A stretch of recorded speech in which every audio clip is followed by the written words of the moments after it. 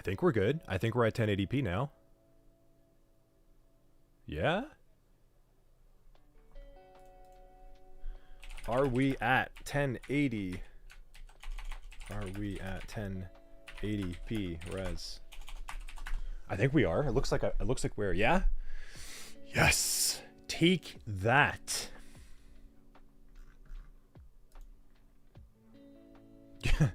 Snowy, we are? Question mark? Okay, no, exclamation mark. We're good.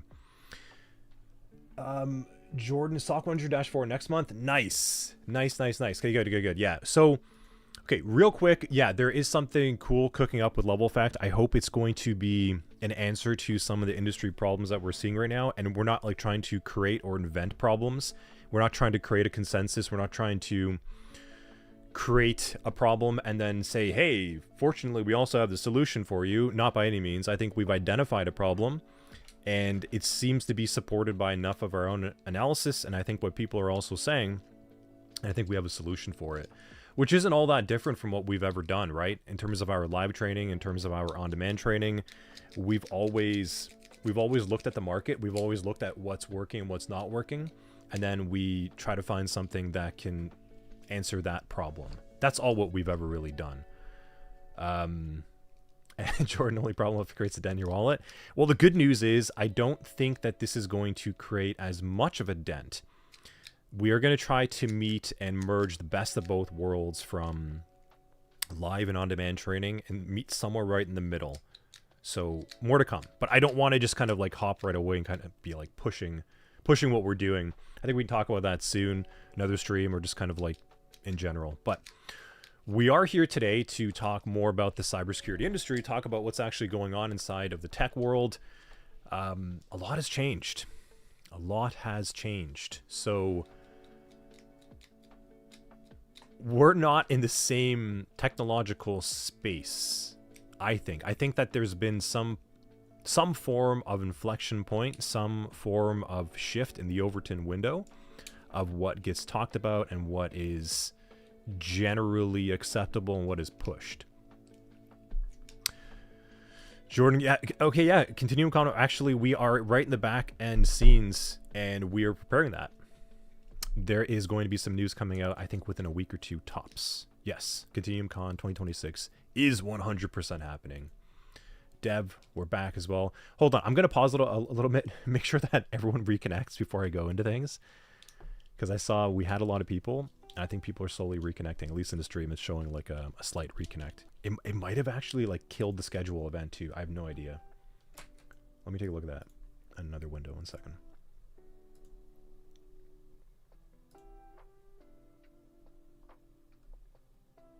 No, I think we're okay. Or maybe we're not.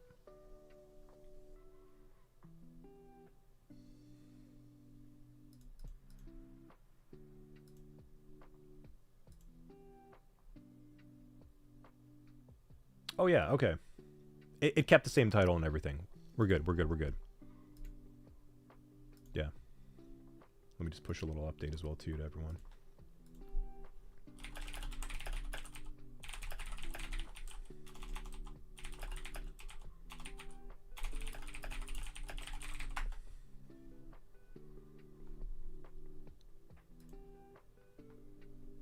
We are live. Man, we are live. Okay.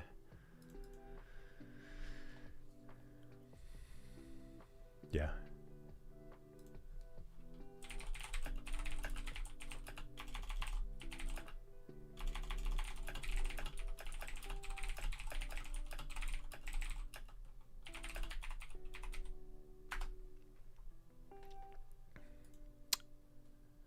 Cool.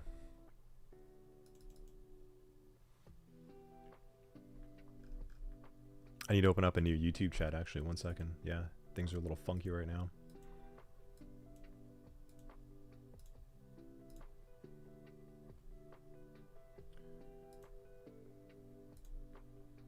There we go. Yeah, much better. Okay. Shehap 10. So I started watching the playlist. Do you have any advice for someone who is starting from the beginning Yeah. Don't try and memorize it all. Not gonna happen. Don't even attempt to. Try to retain like 60% as you go along, maybe even a little bit less, and just keep pushing yourself forward, and then maybe backtrack a little bit, and then get to working on the projects right away. You can't memorize it all. Okay, so what is cooking? Cybersecurity 2026. Let's start diving into this topic and find out where things are going. So what happened, right? So we are in 2026. 2025 has passed by. There was a huge rapid development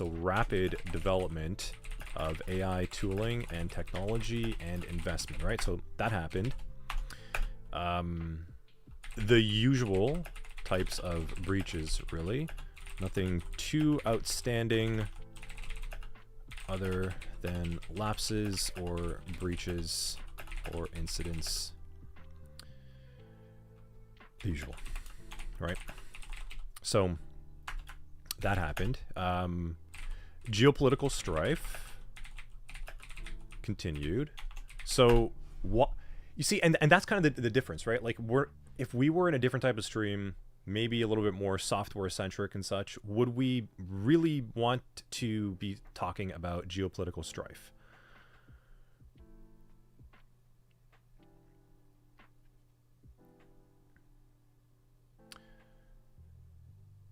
Akarsh, help with 40,001 how to learn AI from scratch. Yeah, hop in Discord. I think we can help you out with that.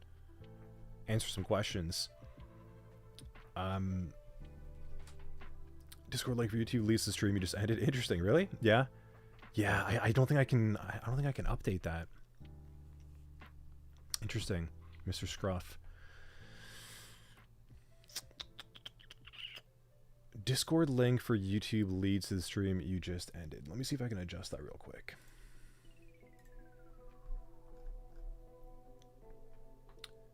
I can. Okay. It's not going to mess things up. Give me 1 second. Nice. Thank you for letting me know that.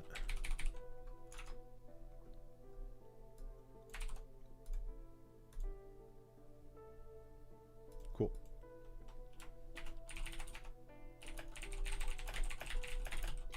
Stream to kick 1080p instead of SD7.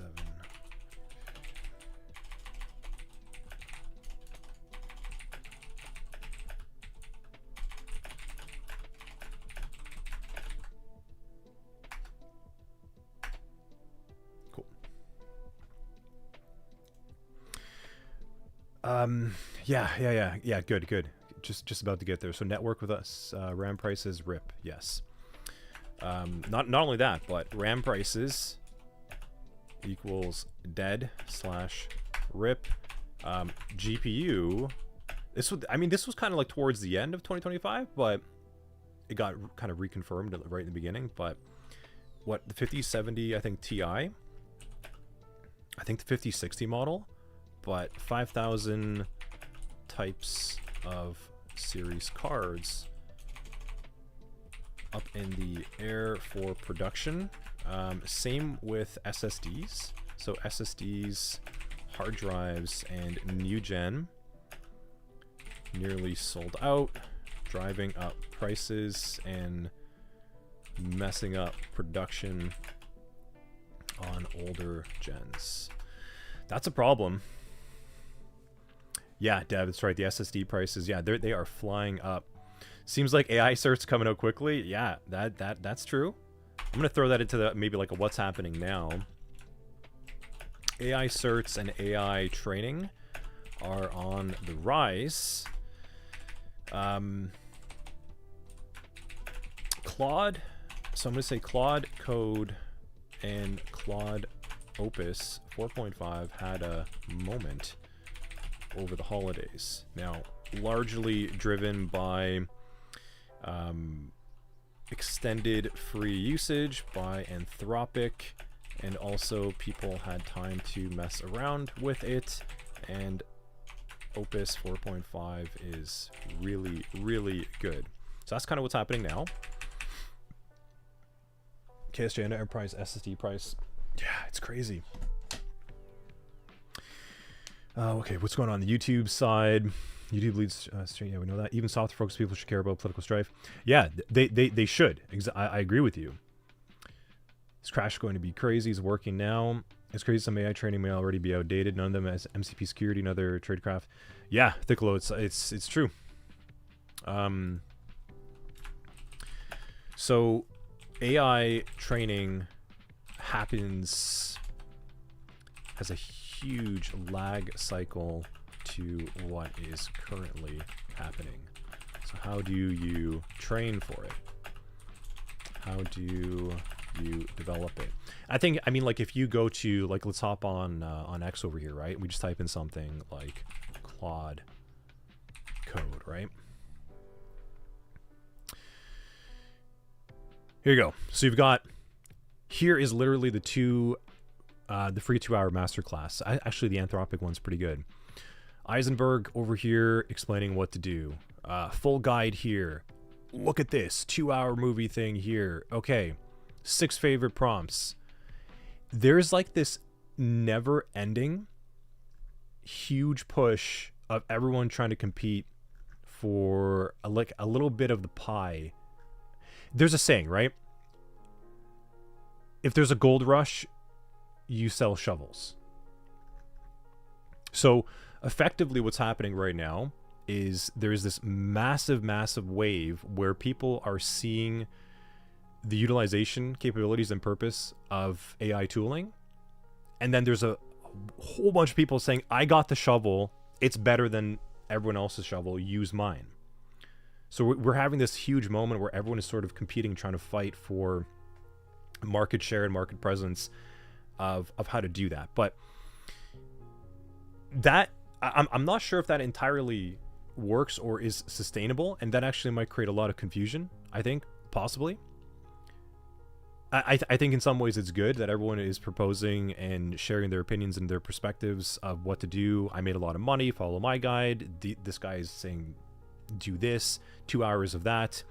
You can scroll through it, and there's this thing going on in X right now. Articles aplenty where everyone is essentially sharing. If you kind of step back, they're all effectively how to get rich quick articles, essentially. And we are seeing, so I'm going to write that.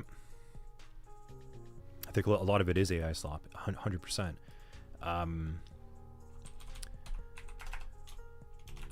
We are seeing a mass rise of self-help, get rich quick information dumping everywhere.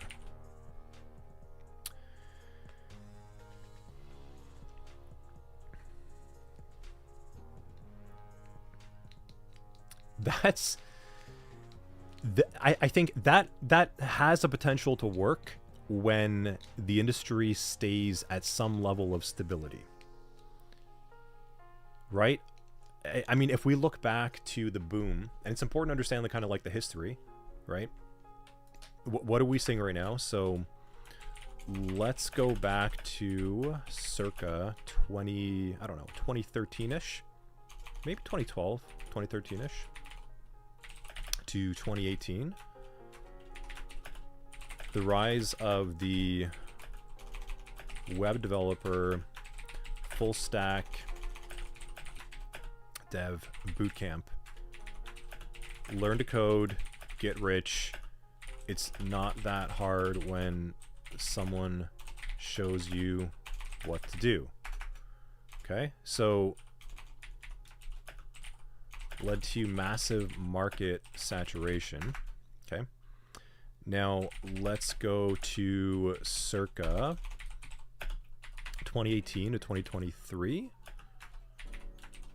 The rise of the cybersecurity bootcamp and general, I'd say tech influencer wave.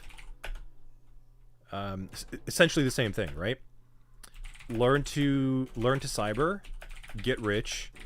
It's not that hard when someone shows you what to do. Led to massive market saturation, but also the first major problem, okay? So it's important to kind of understand this historical trend because it's leading right into our current trend. So the first major problem that was revealed at this point in time was cybersecurity is not entry level. Yeah. So Thicklo was saying during time there was ZIRP financing. Yeah, companies had essentially like 0% interest. They were injected full flush with cash. Hiring went insane. So the risk for companies to be able to take you on was essentially nil. You know, you're a full stack dev. You have an interest in pivot to cybersecurity. How is the junior market looking like, and how do skills have learned to correlate? Yeah. Definitely going to comment on that as well. I'm going to spend the students who just knew syntax. Yeah, essentially, right? So this kind of worked. A lot of like entry level junior dev kind of positions are essentially the entry tier into software development. You know, you would go to school, you would go to maybe like a comp side degree type of 4-year program, and then your first job in the field would be something in development, right? Ideally. Sure, you could kind of work around IT and QA and such, but typically that was the route. Now, this strategy didn't really work to the full advantage of what a lot of people thought was the same type of scenario. So the first major problem was that cybersecurity is not actually entry level. You do need a strong foundation in IT experience. Thus, you should be training and educating for IT first, kind of thing. So that was kind of the first major problem with the first cycle to the second cycle. But the same formula was applied. That's actually kind of why we even made our first original training back in 2020. We said, this doesn't actually work too well as we thought. I should also get rid of all of that. What was that even? I need to turn off my notifications.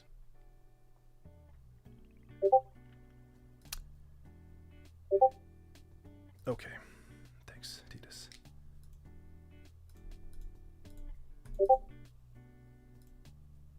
Thought I snooze my notifications. Okay. If I can just turn that off. Thank you, Windows. New setup. Okay. So yes, as I was saying over here, we had a major technological boom. There was a huge demand for the web app world to explode. Everyone wanted to get everything on a web app. Then we had the general IT security boom that kind of happened right after that. After that area got saturated, but cybersecurity is not entry level. So what happened was we actually created this massive influx of students to go outside there that took a lot of training. And we actually saw a lot of students come our way from other boot camps that weren't prepared. That was actually how a lot of students actually even found us. They went to other boot camps, or they went to job interviews, or they went to training, and they weren't ready. And then they came over to Level Effect. So that was kind of like the second boom of what we're seeing. So let's go to circa now, okay, 2024 to, and actually I should also say that there was also like a small blip, one second, a small blip in here for Web3. Crypto market got really big, really fast, GPU mining, trading, meme coins, shit coins, essentially. Pump and dump. Follow me for the ins and outs. Get rich, get out. Let's make money. So you can see a bit of a trend, right? So I hope the trend is starting to become immediately clear. And there is a good reason why we're talking about this, because we're going to circle back right to this AI inflection point as well too. Now, adoption didn't make sense for the normal user. A lot of technical barriers. Technology is good, actually, but not easy to implement, or arguably even necessary or better than current standards. Sort of just hovered in the background after, okay?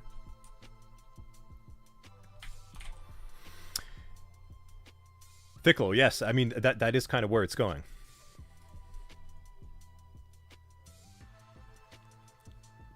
And yeah, a good thing that you didn't do like a general boot camp. Yeah, a lot of them will just give you essentially a Sec Plus training with a 10 to 20,000 plus dollar price tag. And I don't think their intentions are inherently bad, right? I don't think there's. I think obviously there are some charlatans and some people that are just trying to make a quick buck. That's a given. That happens anywhere. But I think a lot of people did honestly believe and said, oh, well, I go to the CompTIA website and it says that I get a job if I get a Security Plus. Jobs are waiting for me, and that's what employers are looking for.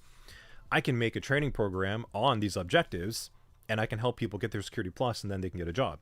I think a lot of people actually just had that thought process. I don't think it was actually inherently malicious for the majority of people. And yeah, so none of the bootcamp instructors are practitioners, and that's what I mean. I don't think that was even a thought for quite a few of the boot camps. They were just like, well, like, I think we need someone generally knowledgeable. We just need a teacher or an instructor, and that should generally be enough, because we just have to get them to understand the Sec Plus objectives. Cool. We can kind of move on from there. I think a lot of people just went that way. I've spoken to instructors from other boot camps. I've spoken to other instructors in the industry as well too. And a lot of them just kind of went along with what stakeholders were investing into the platform. They said, okay, we have this much money. We're going to build a training program, and people can come in. We're going to train them on what the market says is needed, and then we've done our job. Theoretically, that kind of makes sense. But again, that's going back to the whole notion of when there's a gold rush, you sell shovels. And that's natural. That's a very normal thing. So there was a small blip in there for Web3, and I think the intentions were also good. Definitely a lot of scams and a lot of problems on the Web3 crypto space, but the intentions for blockchain technology and decentralization are generally a good thing when used by design for the way that they should be. Okay? But technological adoption was difficult, a lot of barriers, and I think a lot of people just didn't want to go and set up these different types of wallets, transfer money back and forth, figure out taxes. They just didn't want to deal with it. So a lot of people just actually, and I'm talking like the normal, right? Normies, normal humans. They just stuck with their online banking apps, and they stuck with what they knew, because what was the major problem? There wasn't enough of a jump to be able to get over there. So then we kind of got to this cybersecurity bubble that happened on the training scene as well too, and in the general technology space. A huge burst from bug bounty hunting. And I mean, it's still here, right? I bet if I go to bug bounty,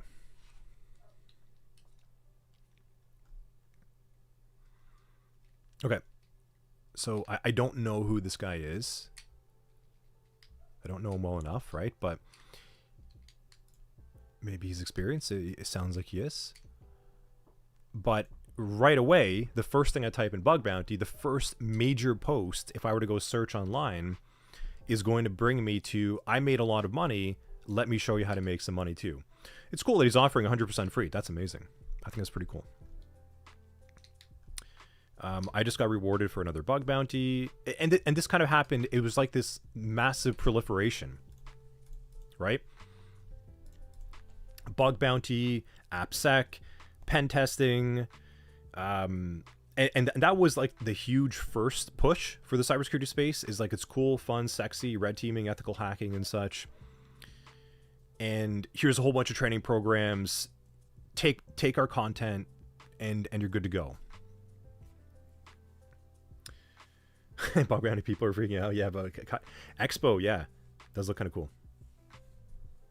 You got hooked on a pen testing away, Thickle? Yeah, I mean, when I first started back in 2015, I wanted to be a pen tester as well. I was like, this sounds really, really amazing, because I grew up with a huge interest in cyberpunk types of games and lore.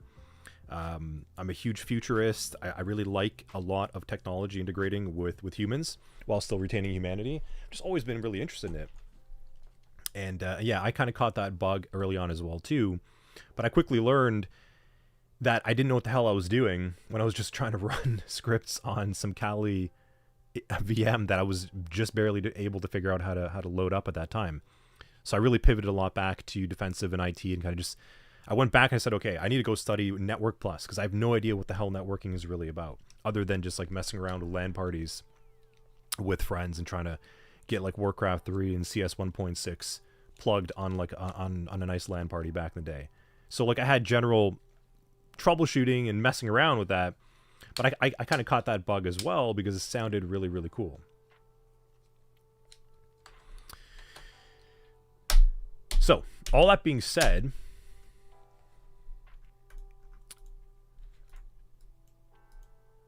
now, so let me just kind of add some other notes over here, right? This was applicable to bug bounty. Type that mic interface, bug bounty hunting, AppSec, cloud security, DevOps, slash the new site reliability engineer, etc. The new form of learn to code, get rich. It's easy. I did it. You can do it too. Okay, cool. Mr. Meeseeks. Nice name. I feel like you've been in the stream before, right? It also looks like the entry-level bar to cybersecurity has been raised a lot. Yeah, it has. It's true. Hiring managers expect way too much of new people. You were super lucky to get in with only Sec Plus. You would have never been able to break in today. Yeah. I mean, I think I knew quite a few people that just got a job in IT and security. I mean, back as far as like 2020, even a little bit earlier, that literally just had a security plus. So they weren't too wrong, right? Like these cybersecurity boot camps weren't that off the mark, but why that was needed is a really debatable topic. But this is important context to sort of understand what's happening next. So we get to this point in 2023/2024 with the first major rise of generative AI, or Gen AI. Okay. We start seeing chatbots. We start seeing image generation. You can see what I'm typing, right? Yeah, is that clear? Oh man, I am slouching so bad. 1 second. I'm like falling back in my chair. Let's get some water as well.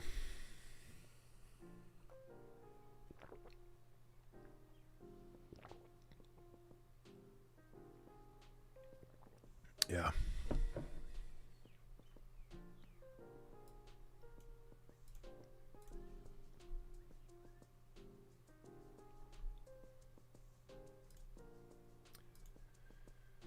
Nice. 36 on all channels. I think a little bit more as well too. Pretty cool. Got a pretty good crowd over here. Thank you everyone for attending. CI, you guys at Level Effect encourage and motivate us too. Thank you. I think that is a very important thing. I'm gonna talk about that as I kind of go through this list.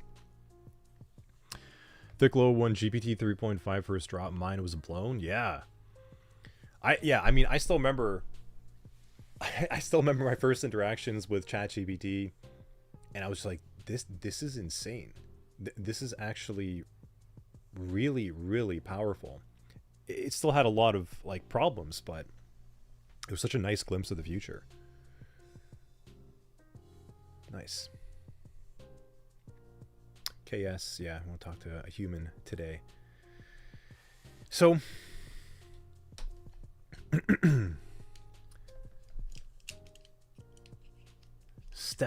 Steph on YouTube. I'm working for a cyber vendor. The AI stuff had a huge impact on headcount. Yeah, I bet.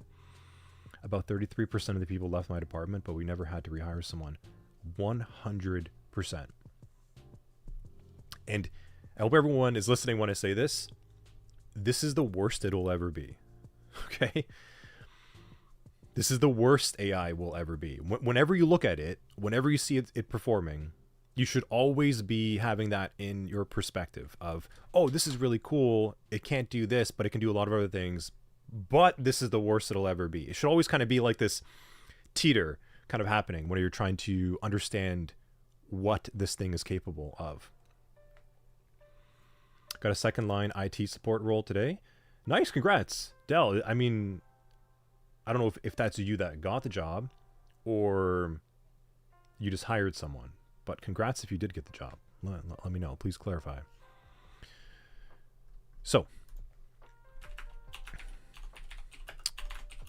a lot of doubt, FUD, so fear, uncertainty, denial. Pretty sure that's what it means. About AI, of what it can and cannot do. Some major developments from like GPT-4 to Claude Code, and in general, the development of Opus as well. Okay.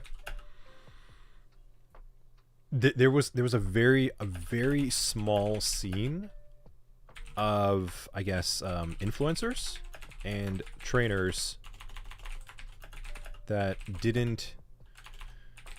were sort of selling shovels of, you can do this too, but no one was really generating that much money. I guess like the general population, it was still kind of difficult. People were trying to build things, but it wasn't as good as until I would say the past like several months.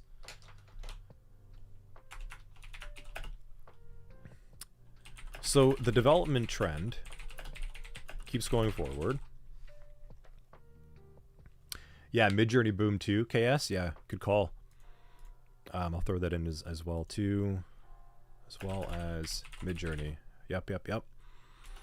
So the first notion of creative work and knowledge work at risk.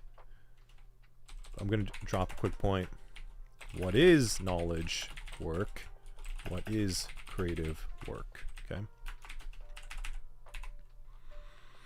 This is very, very important to understand this context of the history, because we've identified a trend of new technology, resistance, some adoption, Overton window shifts.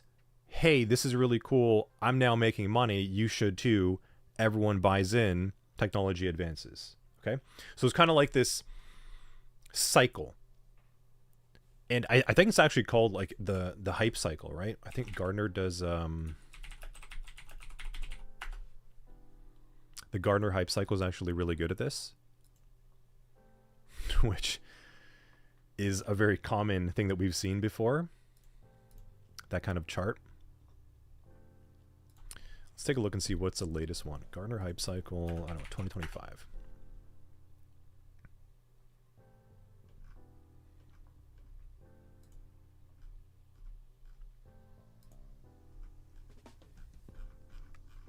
I just want to see the image. Where's the chart?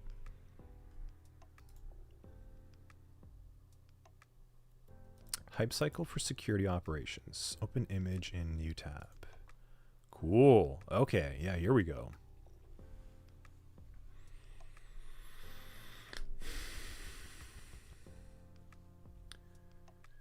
Dell, you got the job from LinkedIn? Nice. Good for you. And the SOC 100, cool, was a major turning point for you. That's amazing. That is what we like to hear. So thank you. Thank you for going through the content. Good job on getting the job. And I know it's not easy. I know our content is challenging. So well done and congrats on landing that. That's really cool. KS, game developers started incorporating AI gen or artwork. Yeah.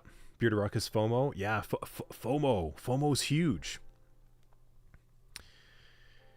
FOMO is actually a really, really big, interesting topic. Because the more people that keep putting themselves out there of, hey, I got rich, you can too. And if that keeps happening rapidly, you create like this weird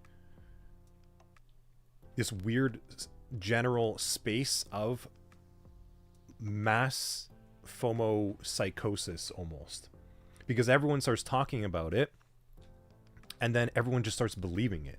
That's effectively what this form of psychosis is. It's just like this like general delusion of what's real. Because you clearly you can't have everyone going and becoming like hundreds of thousands of dollars richer and millionaires, right? Like it's not going to happen for everyone. Like logically speaking, you can scroll through X right now and there's endless articles of get rich with what I did. But that doesn't mean everyone's going to get rich. There isn't enough general money to go around or opportunity for that to happen. So there's a bit of a conflicting point if the general trend of what is getting attention is get rich, but there isn't enough for everyone to get rich. So you get this huge FOMO effect where everyone is trying to push the same thing.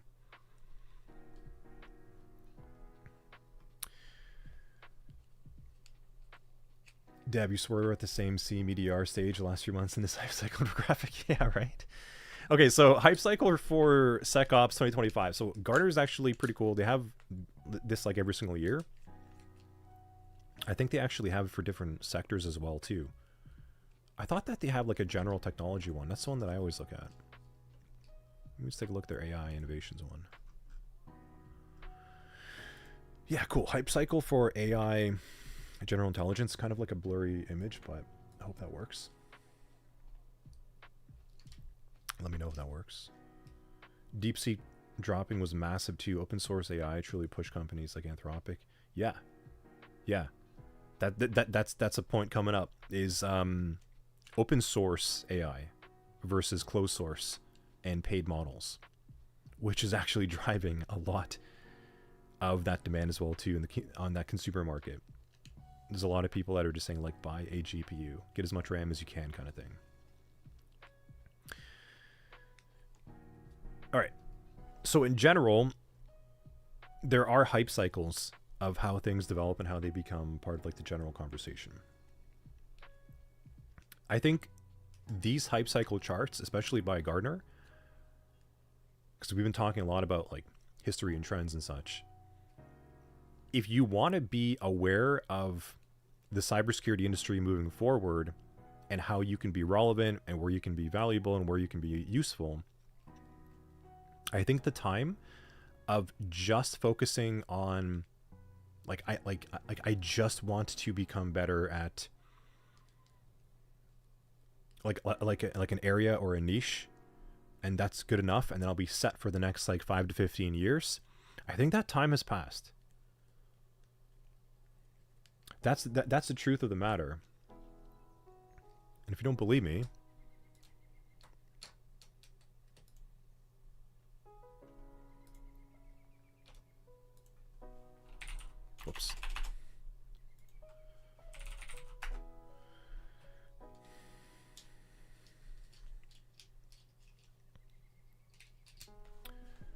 Do we have any graphic designers here?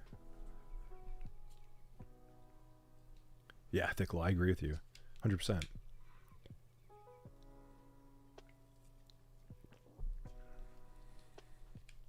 Anyone in graphic design or creatives, artists?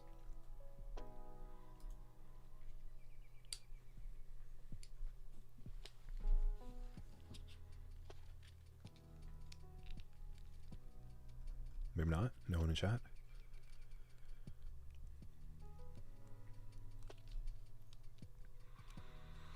So if you haven't heard of Remotion yet, so graphic design in general, pretty difficult thing to do well. To close unemployed? Yeah, fair enough. Graphic design, pretty difficult to get done and done right and done well. Also takes a lot of time, just like with Adobe. If any of you have ever used like After Effects, messed around with motion design software and graphics and such. Okay, so you can draw extremely well, but can't. But classical pen and paper, yeah. Feel you. Christen's professional underwater ceramic technician, dishwasher. All right, yeah. Dishwashing is pretty. That's a good workout, and it is important. I did work in stewarding at once upon a time in my past life in the hotel industry, and let me tell you, if the dishwashers are down, the hotel is down. That thing ain't running well at all. So pretty important. Yeah. So Remotion. Now you can actually just use Claude Code, hook it up, and you can generate motion graphics within a single few prompts. This is a pretty good graphic. Okay? Like what we're watching right now. That's actually pretty cool.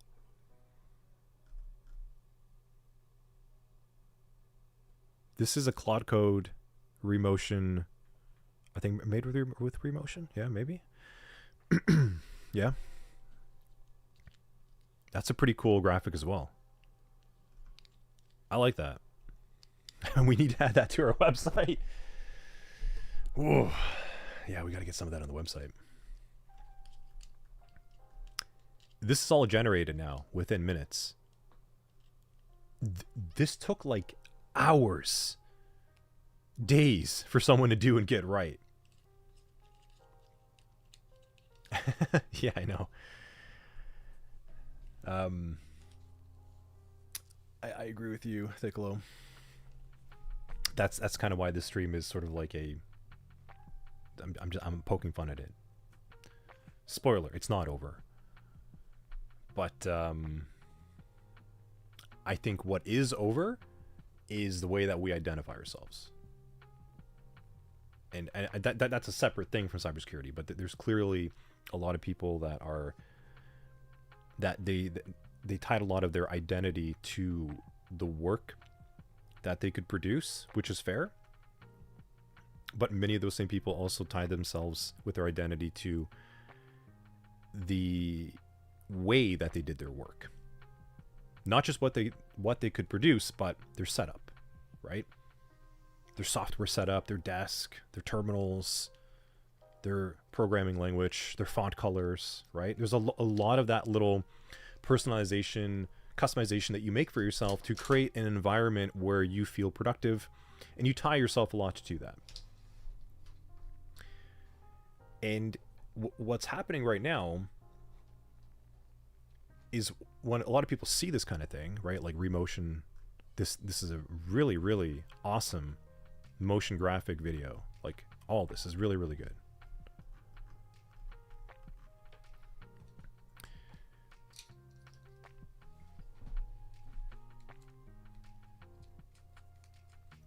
Progress is good. It truly is. And I think we're going to just kind of have a lot of people that are going through and looking at this and kind of say to themselves that, how do I identify myself now? Like, what does it mean to be a software engineer? What does it mean to be a cybersecurity professional?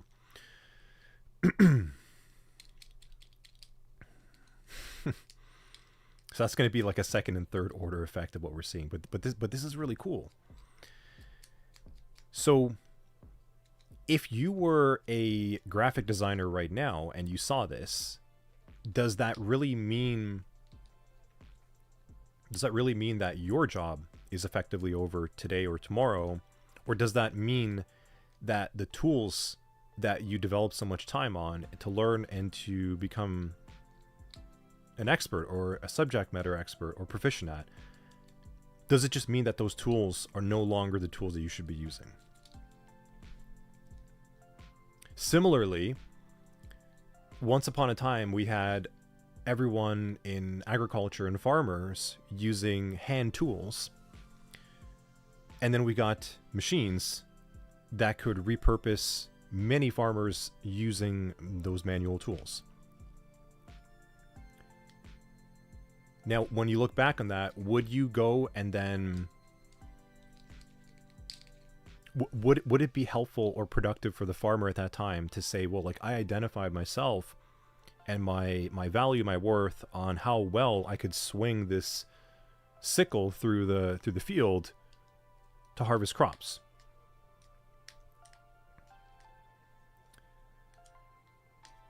And I think that that's effectively where we're at right now with the technology space. Is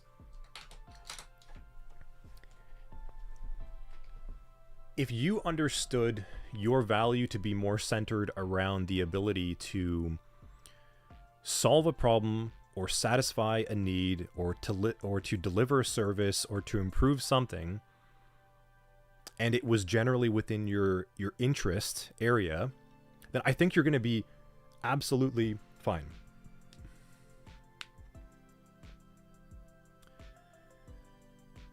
I don't think you really have anything to worry about. I don't think you have anything to lose some sleep at night and so forth. Okay, let's see what the chat's saying. So, SOC analyst all went over. Should be getting focused on his role or not? Yeah. SOC analyst role is not over. It is not over. Yeah, it's over, bro. Yeah. The hacking. I mean, there were a lot of Flash developers out of a job. Yeah, precisely. The hacking lab. Yeah, there were a lot of Flash developers that had to move on with the time, the tools, right? Flash was so good. I actually really miss Flash. But yes, they did move along with tooling as well too. The tools get a lot better. You can do a lot more. You can become a lot more effective, a lot more efficient, a lot more productive with better tools. Exactly. Then what should a beginner would do to enter into entry-level job? I think it's important to identify and understand what the job is intended for.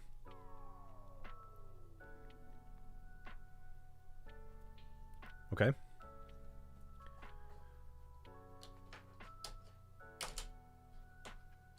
If you understand that the purpose of being a cybersecurity analyst is to reduce the overall risk profile of an organization, and you could be operating from different tools and different viewpoints within that network to be able to achieve that purpose, and that your job is largely also focused on cyber risk as it would pertain to cyber related data. So data moving between endpoints and through the network, in and out, that is confidential, that is relative to the ability to the organization to produce what it does, and that retains its ability to be able to do that. If you can understand that, and there's many different ways that you can sort of paraphrase that, but effectively, if you are a cyber risk management professional and you use the tools that are available for you to be able to do that, then so long as we have cyber risk related problems, you'll be able to have work. Now, this is aside from the fact of a different conversation of like universal basic income and universal high income as it's been touted and such, and that's a whole separate conversation. the ability for you to be able to have something to do is now changed from how good can you be with tools to be able to do the job, and instead it's now come to how well are you able to satisfy the need for why that job even exists, and now use the tools that are available for you to be able to do that. If you can do that, then it's not just cybersecurity. Then any technological job at this point in time, before we get to AI and physical AI, I mean like actual robotics, once we get there, that's a bit of a different story as well. But for now, I think that's a really important distinction to understand and to draw and to make for yourself if you want to actually be successful in any knowledge field, knowledge creative field, whether that's IT to graphic design, anything that requires you to consume a lot of knowledge to be able to solve a problem. If you were to just focus on your ability to solve that problem by being good at the tools to solve the problem, then you have a problem. And that's effectively what we're seeing. That's what I'm looking at right here, right? If I was a graphic designer and it took me 8 hours to make this infographic, and I refused to adapt my tooling because I wanted to get that result by using my ability to use After Effects and other motion graphic design software, then the person that is using Remotion with Claude Code to develop and deliver something of equal, if not comparable, if not better, if not a little bit worse in value, that person is going to outperform you. And that person has a more valuable purpose from a business perspective for the exchange of money for goods and services. Yes. So take a look. That's exactly my point. So you're saying over there, graphic designer would probably run Remotion better than everybody you see here. Exactly. But who is going to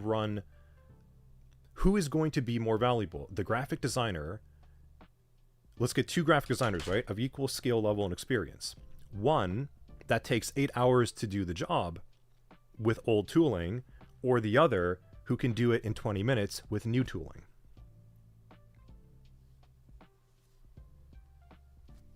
That's my point. The graphic designer, in this case, their job and their purpose is to be able to deliver visual information to the viewer to incite a feeling or to take an action. Yeah.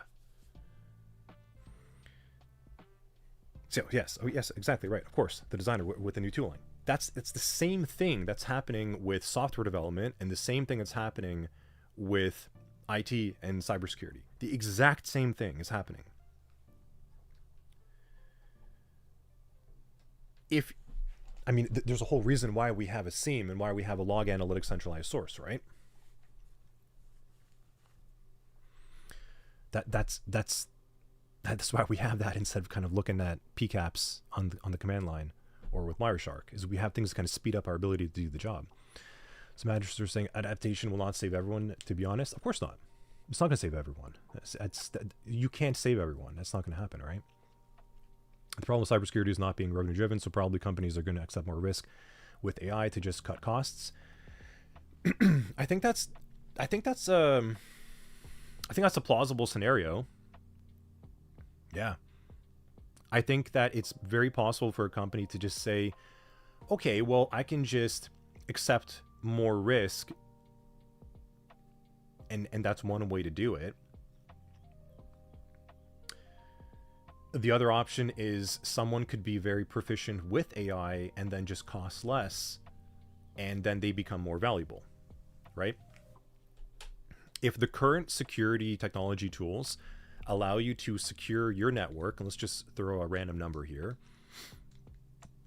If it takes you like 5 to 10 minutes to identify an anomaly based on your tooling and your network, and then someone comes in with tooling and automation that can do that within 30 seconds to a minute,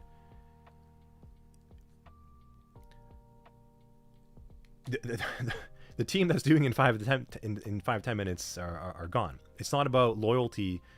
It's not about keeping a team around just because you've worked with them for a while. A business is here to generate a profit. Now, different businesses have to have different morals and different values, of course. Some might want to retain a slower operating capability to retain loyalty and their employees. That's very well a possibility as well too. But I think eventually they'll just kind of cost themselves out of the market as a result. And that's okay. That is a decision that someone might want to be able to take, understanding the risks. So no, not everyone will be saved. Not at all. But adaptation, it may not save everyone, but it will save some. And then the ones that are not saved will have to figure out something to do.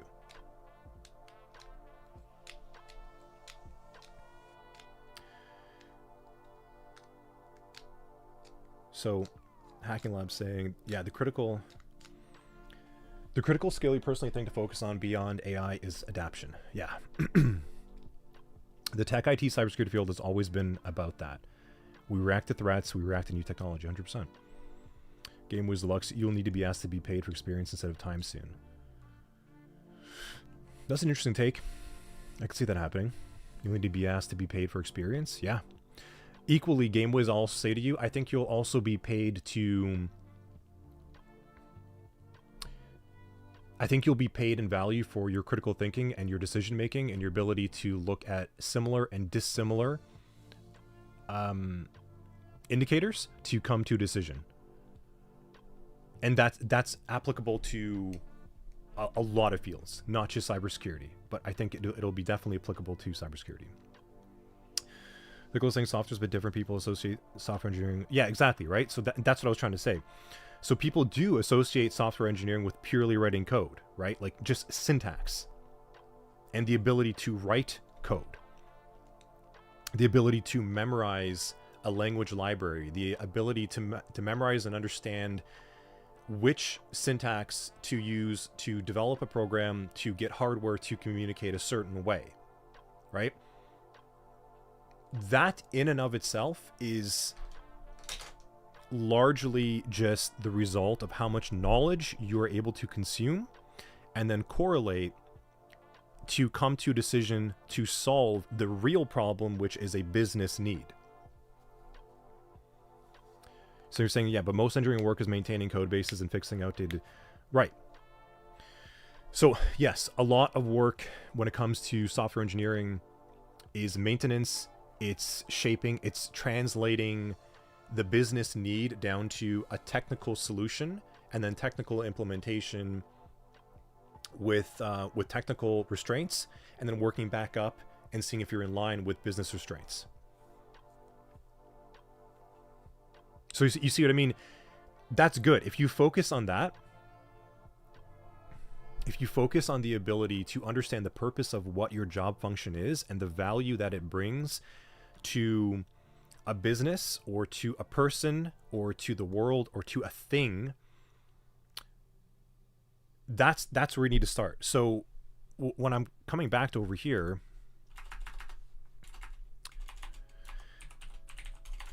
cybersecurity is not over in 2026. We're moving forward. But if you thought your job was being able to look at auto runs, yes, then it is. If you thought your job is to mitigate and manage technical cyber risk, you're good. That's it. That is literally it. But if you thought your value comes in your ability to show high scores in a CTF or take a lot of courses and then talk about them, if that was a value to you, or your ability to to write perfectly tuned things, like whether it's a detection rule or code or a system process or a connection of different things, that's not the real value of why your job even exists. That is a second and third order effect of your own satisfaction of being able to do the job, but that's not why your job exists in the first place. So Matt's saying, so yeah, the moral of the story is get good and use AI and maybe you'll be fine. I mean, that's largely it. You might use AI, you might not. You still need fundamental understanding of things. Like if we're here to solve and mitigate cyber risk as it would pertain to the Windows operating system for the next 5 years, well then yeah, you better understand the Windows operating system. But your job should not be valued on your ability to use tools to secure it. Your value comes in your job to just secure the Windows operating system. How you do that, that's up to you. And there is a set of tooling being developed to help you do that better, and you can either start using it to be able to have value and show it, or you can resist it and you will just be outpaced by the market.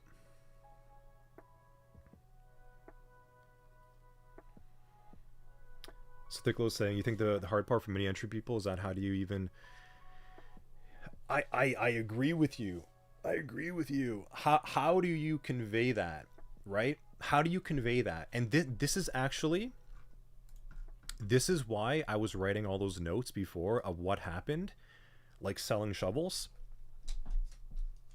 The reason being is for years now, we had this market consensus to take surface level training, take theoretical certifications, take CTFs, do that en masse, go take a cybersecurity degree, go take a $20,000 boot camp, and that's how you get in. If that was all true, and I think that's probably the easiest way to explain it to an entry-level person, was if that was all true, then why are so many people complaining that they can't get in? Clearly, that's not the way to get in.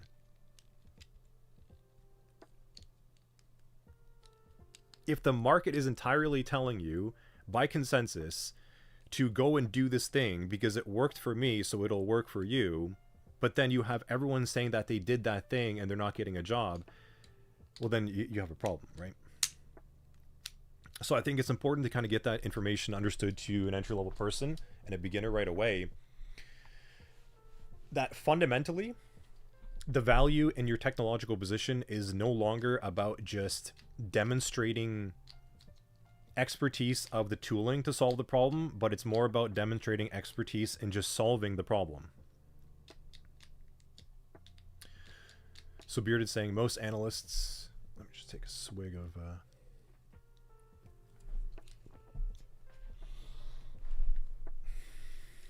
really need to fix my posture. I keep sliding down so much. Okay. Most analysts, including myself, come in with customer service mindset. Yeah, to just fix the client's problem at a service level, but I think it has limits. It does. That's true. So things changed for me when I understood the business better and started pushing clients to think differently about their assets. Knowing tools, anyone can replicate that. Being a whole package from technical proficiency and challenging clients to think about their business needs from a security perspective makes you stand out a bit more. 100,000%. So you developed business value by understanding customer service.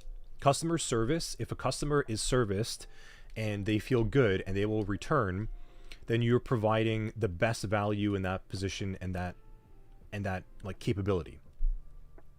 When you step into a technological position with that mindset, you don't get stuck and laser focused on your ability to just become technically good with a tool to solve the problem. You're still focused on the ability to solve the problem at a high level, and you'll ultimately be more valuable. Maybe not all the time, but you'll ultimately be more valuable, I would say, because you've developed the ability to just get to the solution the best possible way, and you're not hung up on being good at the steps involved to get there. You're just focused on being good at solving the problem. So your value will be immediately above others that don't see that, because the person that doesn't, they might spend several hours because they learned how to do it that way, and you're just gonna be like, well, how do I solve that in 10 minutes? The business will keep you eventually. So Matter's saying, yeah, this is why you thought about CTI companies. Yeah, I agree with you. I think CTI and GRC and policy and regulation are going to be incredibly valuable skill sets for someone to have in cybersecurity when tooling is no longer that much of a bottleneck. So let's go back to the graphic designer over here, kind of on that point. Over here, if the graphic designer took 8 hours to do this, but someone did this in less than 1 hour, then clearly tooling is no longer the problem of the major cost, right? At this point, if you wanted to retain your budget or even spend half of it less, you could then spend 3 hours on tweaking and tuning this with a very experienced graphic designer to get the perfect result that you wanted, that someone is trained on with all the different knowledge of being in graphic design, how to communicate color, portion, distribution, etc., speed, all the things of animation, right? If someone were just to spend 3 more hours in that and then 1 hour understanding the technology to generate it, then that is more valuable at that point. And that's what I'm trying to communicate. So let's go back to cybersecurity. If tooling is no longer the problem, then you just need someone to be able to have a strong understanding of the threat attack surface, the likelihood, the vectors, the various compliance and regulatory needs that are needed for the organization to accelerate and deliver value for whatever it is that they're doing. And that becomes more valuable than just becoming a very strong technical person only who is very good at using a tool.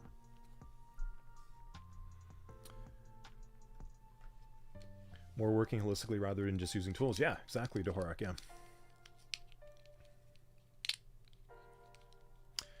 Jordan, do we see the AI bubble growing in cyber to the point where bursts and companies are surging to rehire the personnel AI removed, or do we see being a steady and stable growth? I think we see the latter. I think we see a growth of tooling being developed to become better and better and better, with people that are able to use those tools and move along with the speed and capability of it.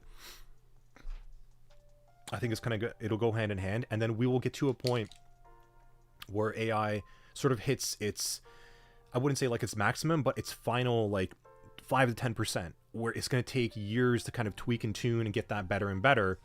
But right now we're catching up on a lot of lost time with rapid development happening over here, where it's very noticeable with how much better AI tooling is versus current manual tooling.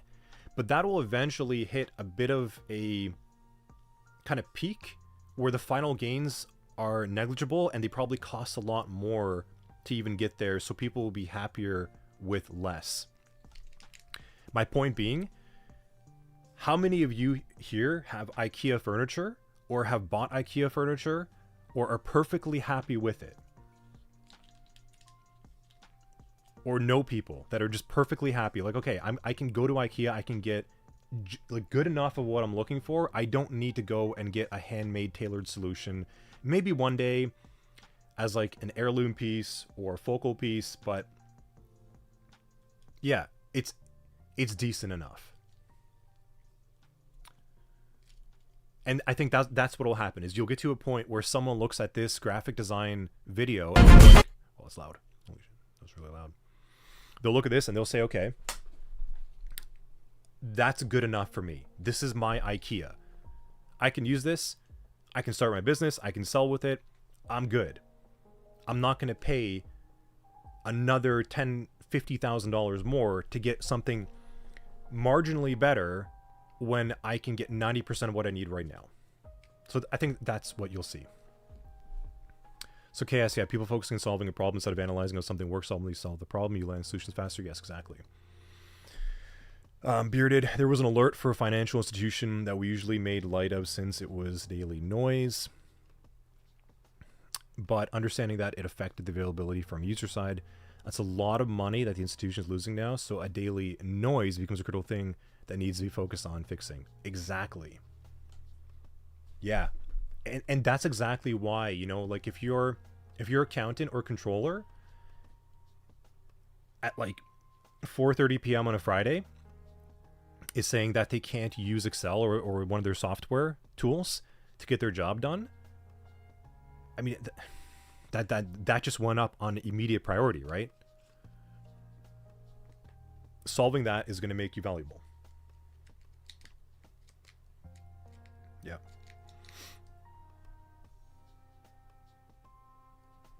So Thickler is saying, well, AI tooling is free right now. It's going to be...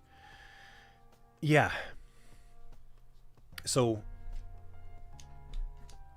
a lot of the AI usage right now is heavily invested in, right? There's a lot of VC funds going around. What did we just see? ChatGPT ad tier. There you go. OpenAI expands cheap ChatGPT tier. Ads coming soon. Eventually, none of this will like be free, right? It's going to have to come at a cost.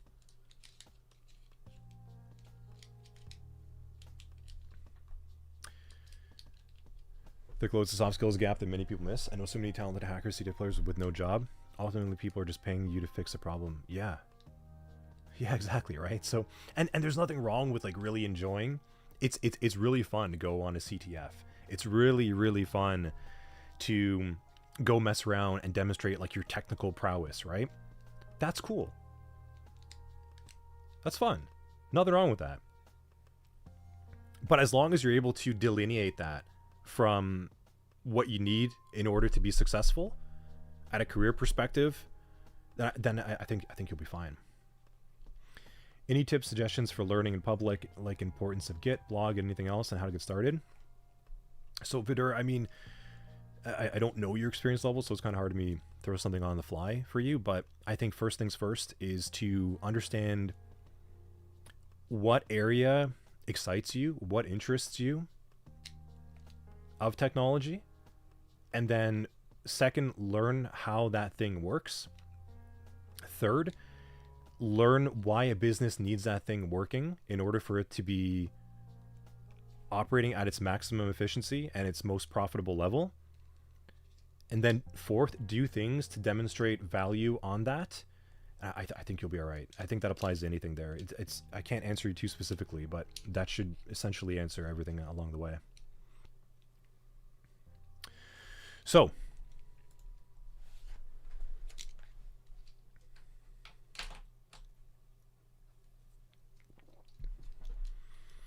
what is happening next?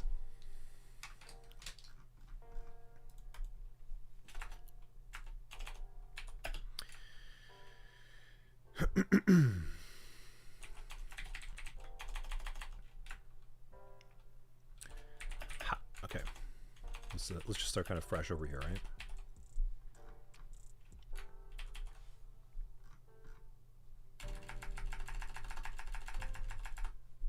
Let's do this, okay? Cybersecurity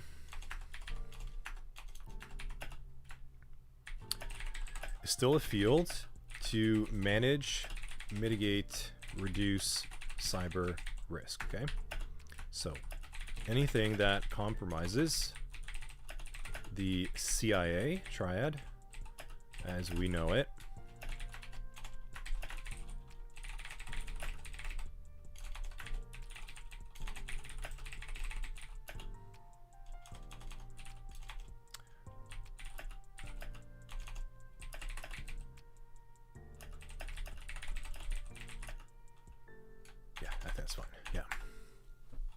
so it's still a field to manage, mitigate, and reduce cyber risk, okay? That's not changing. Anything that compromises the CIA triad as we know it, right? Confidentiality, integrity, availability, if those things get impacted or they're compromised in any state, then we have a cyber risk. We have a cyber problem.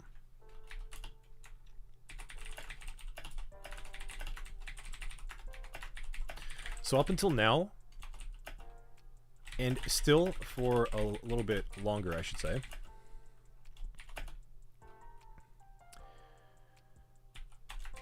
how you were able to achieve this, I should say,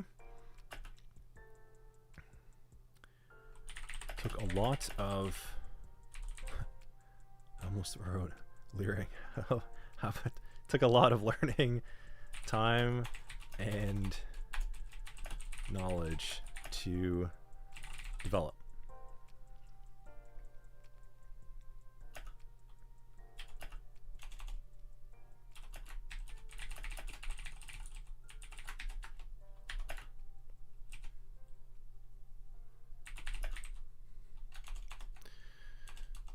So, step one. This actually kind of goes back to Vitter's point over there. I think if you want this to make sense,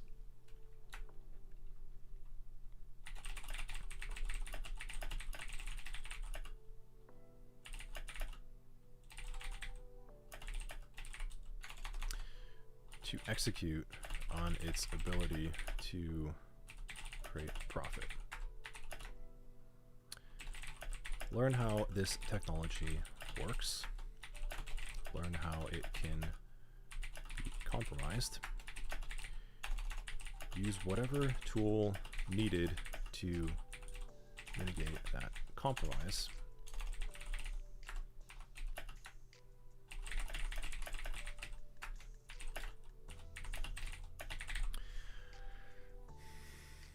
I think that's essentially it.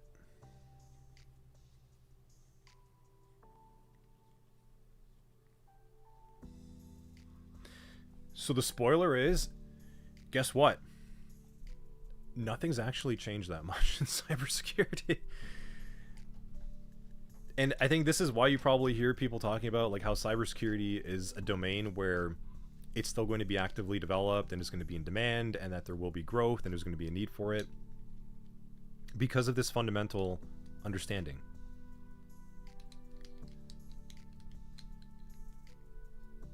That's right, KS. Cybersecurity is still cool.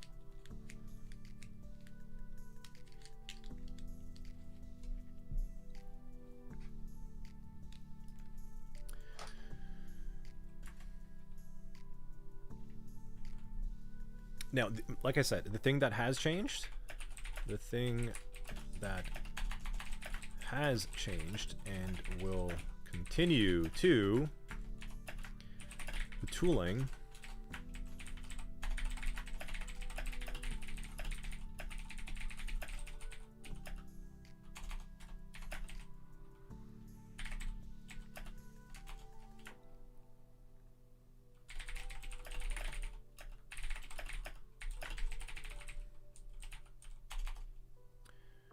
deterministically, is that even a word? I guess it is,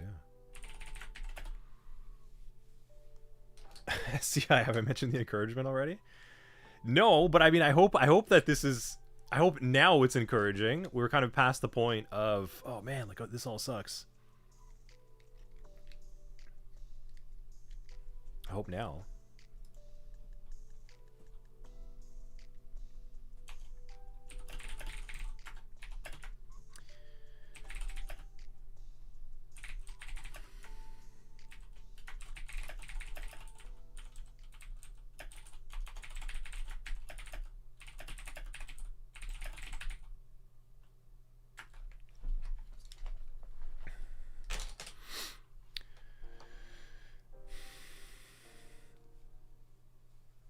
So, Thickolo, you think the lack of good GRC training currently is what gives people a skewed perception? Yeah, I agree with you. GRC goes exactly over this. Yeah, so that's kind of why I'm saying, yeah, Dorak, so cybersecurity will be irrelevant when humans become a hive mind. What, like the Borg? Are you saying that the future of humanity is to become the Borg? Maybe.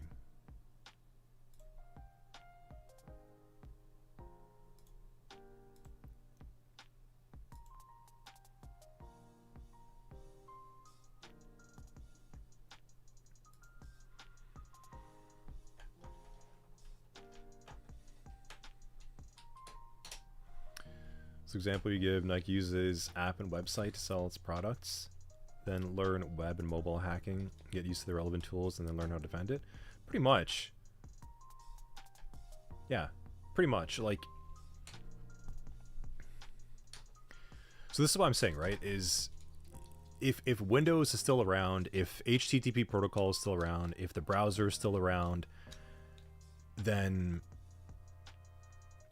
you still need to understand how those things fundamentally operate and how they can fundamentally be compromised, and then just use the tools that are available for you to prevent that from happening as fast as you can and most efficiently and most effectively. That's all.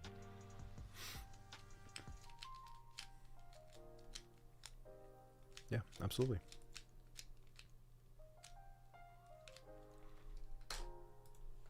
So consider being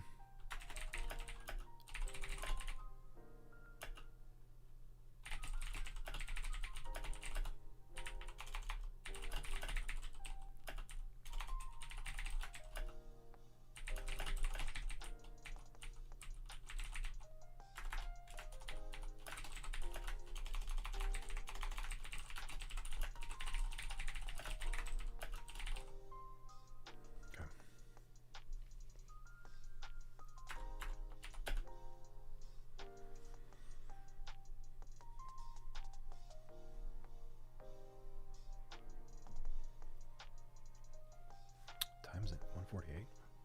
We're still going quite a bit, huh?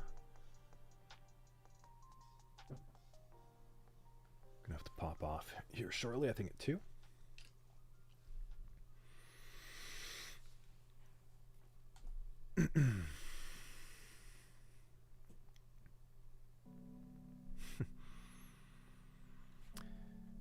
Yeah, I mean, this is a pretty good thing to think about. Yeah.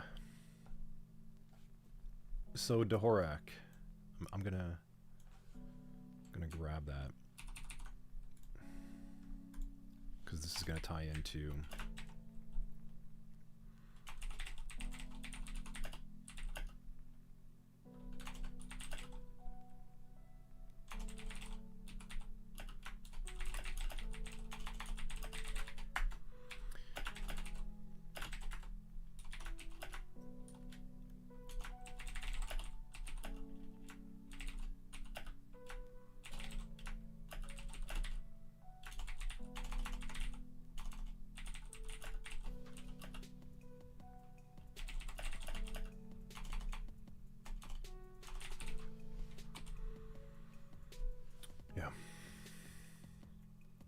soft skills are all skills, CI.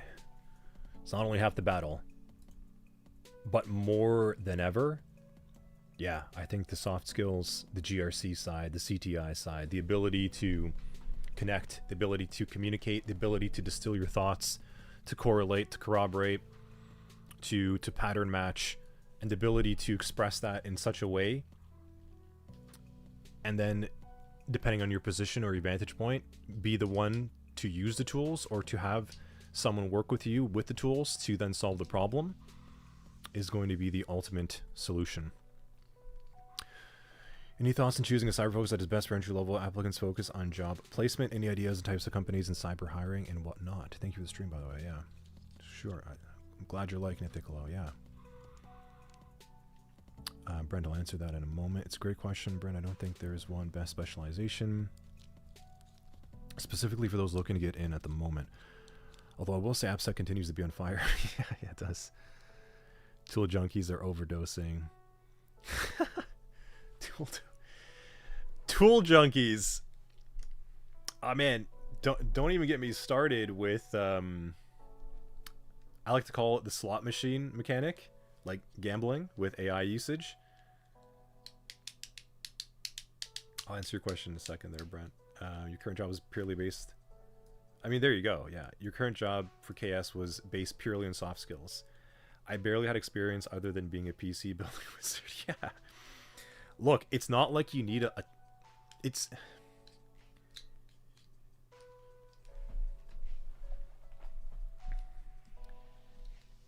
I think there's a lot of technical work out there that is not as difficult as you might think it to be. And just the ability to communicate with the team and understanding what they need with some basic software or hardware solutions, I think can honestly do a lot of the job. So yeah, Brent. I mean, yeah, I agree with AppSec continuing to be on fire with the Hacking Lab. That's a strong yes. Thing is, though, like AppSec, I don't know if I'd consider that to be entry level in and of itself, because it does require a strong understanding of the network stack, code, browser technology, web app technology, etc. And then it also requires a pretty strong understanding of why attack vectors are what they are with web apps primarily, I should say. Like, why are they even attack vectors in the first place? Like, what are they trying to exploit to ultimately get to the endpoint? What do they want to do on the operating system, kind of thing? So I don't know if that would be entry level, unless you did a lot of self-study. I think if you want to just get yourself into the market, Brent, I'm pretty sure that was you that I was responding to by email. Maybe I think you reached out, right? Pretty sure.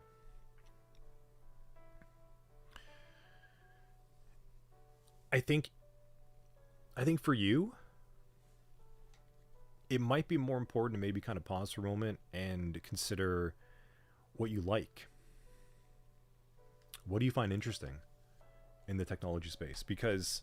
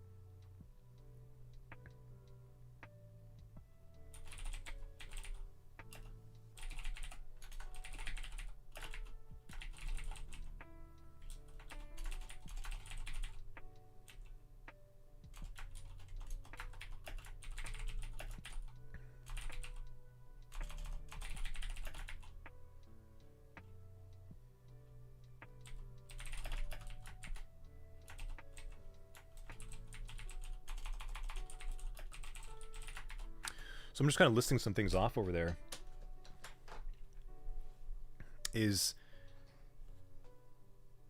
Yeah, I spoke with Rachel. Okay, you spoke with Rachel and just breaking the first rule and starting a long-term career in cyber. Yeah. So the reason why I'm saying that is I think it's important for anyone new when they're just getting started right now in the cybersecurity space is to consider where do they think that they're maybe best fit and maybe their most interested area to deliver this above, right?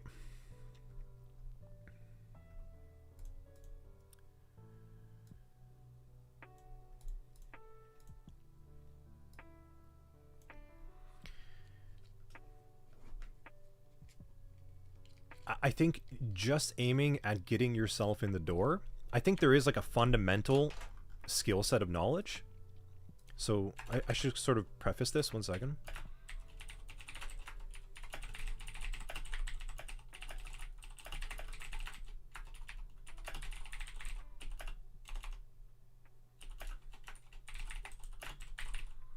I think regardless of whatever you do, you really can't go wrong at just getting really strong in understanding networking, Windows, and Linux. I think like that should be anyone's first step. If you are going to get into the cybersecurity space, especially around technology. And even if you want to get more into maybe like technical administration or project management, maybe less technical roles within GRC, or even less technical CTI, which can be technical itself, fundamental understanding of these areas should essentially be your first step. But then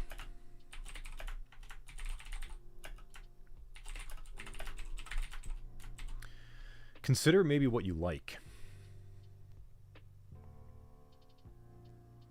Yeah, Thickler, so you're seeing more civil over traditional engineers crossing into? Yeah, of course.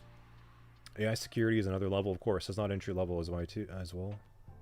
Yeah, that's not really entry level as well. Networking. Yeah, exactly. Everything still has to move over the wire. So, like,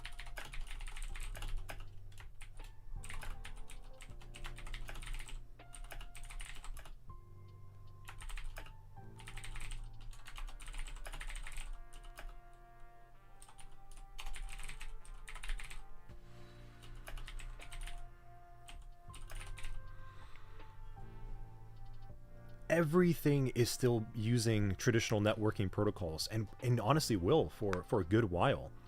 So it doesn't matter, even if you go into healthcare, it doesn't matter if you go into SCADA and ICS, if you go to avionics, telematics, traditional security as we know it, right? Like the SOC.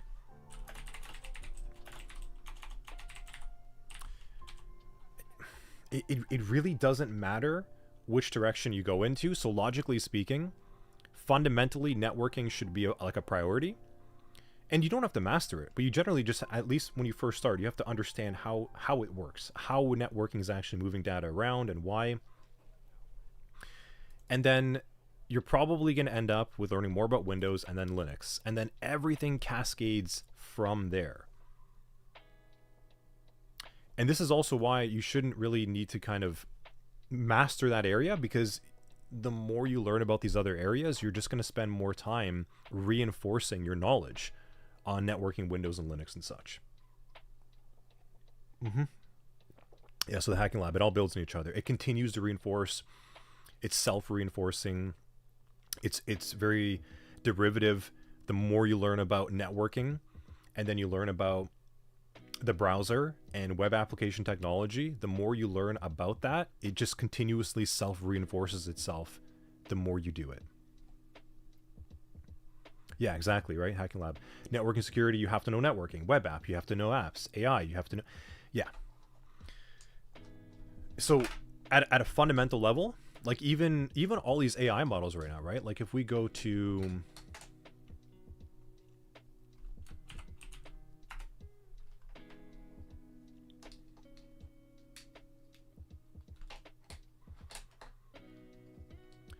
Okay, so all of these models are still communicating using an AI tool with network requests. And to kind of keep it at a high level, Brent, and for other viewers as well too, like if you're kind of thinking about this, if I go to chat, or let's like go to Grok right now. Hello, I am sending you a network request in this message, aren't I? Explain to me how this is working after I hit send, and how you derive a response and how I receive it. Stay concise, stay technical, don't be too verbose. I am sending this request over right now. This is an HTTP form of this is an HTTP request that's sending from, that was really fast. Wow. This goes from my browser to their servers, gets crunched, calculated. Welcome back, Rock. Yeah. A whole bunch of things happen on their server. Finally, another request is sent back over to me. It's then interpreted, it's then received, it's then parsed, it's then displayed inside of the browser. So that's what I'm saying. Like when we go back to your original question, like how do you get started? How do you get a job in this area? Instead of thinking like I need to get my job, the first things to understand are figure out these kind of core areas. And primarily networking and Windows, and by extension, you're going to learn Windows because you need to be on an interface. Like you need to be on the Windows operating system to work with networking data and use tools like Wireshark and things, right? If I wanted to go and inspect inside this, right? If I wanted to right click this browser and go and inspect and look in the back end and see what's happening with all the network requests, I still need to be on Windows. I still need to know how to use the browser, and I still need to know how to right click and go to inspect and look at developer tools and then be able to look at the actual network request that's happening here. So, fundamentally speaking, first things first, the basis of all things in cybersecurity rely on a strong understanding first of networking, and then the target operating system that is handling the transmission of the data.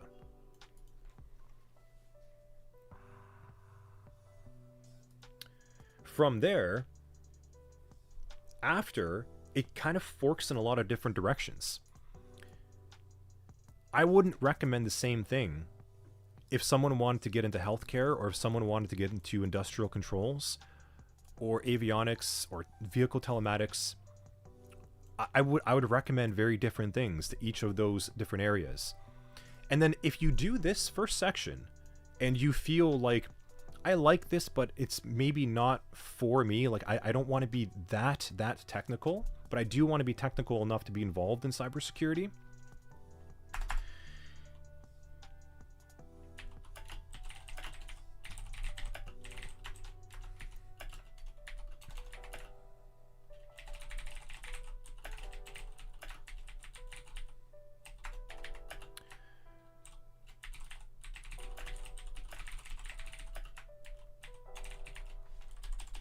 Then there's kind of like a major fork in the road. So if you, I would say this, then consider what you like from a technical capacity.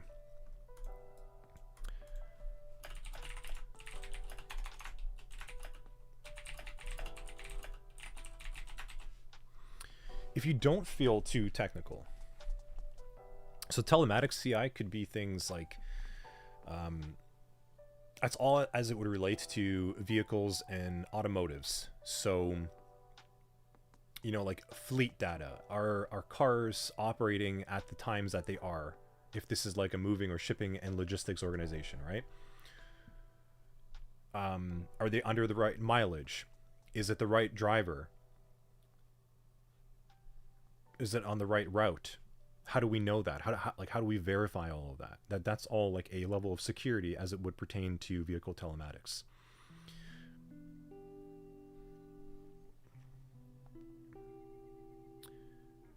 So there's other areas. If you don't feel that technology is something that's really, really vibing with you from the point where you have to really get a really deep understanding of it, you could go into less technical areas.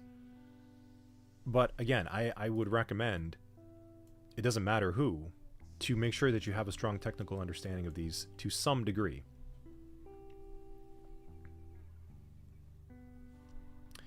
Brent, does that help? Does that give you at least some kind of a guided direction for now?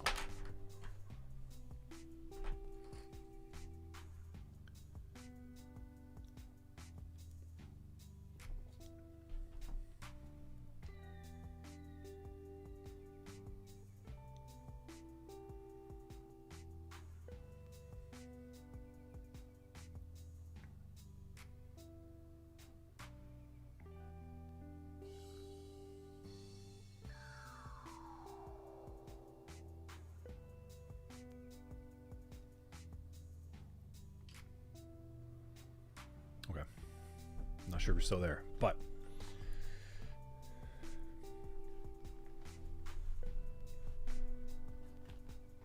might have lost Brent, but all good. KS, you were honestly super thankful for the opportunity you got to build a super strong foundation before studying anything cyber. Yeah. I'm glad you did too. You wish SOC 100 existed? Yeah. I wish it existed back then as well too. I wish it existed back in 2015. Truly. So, okay. Well, I think I've been yapping quite a bit, kind of harping on all this. Long and short,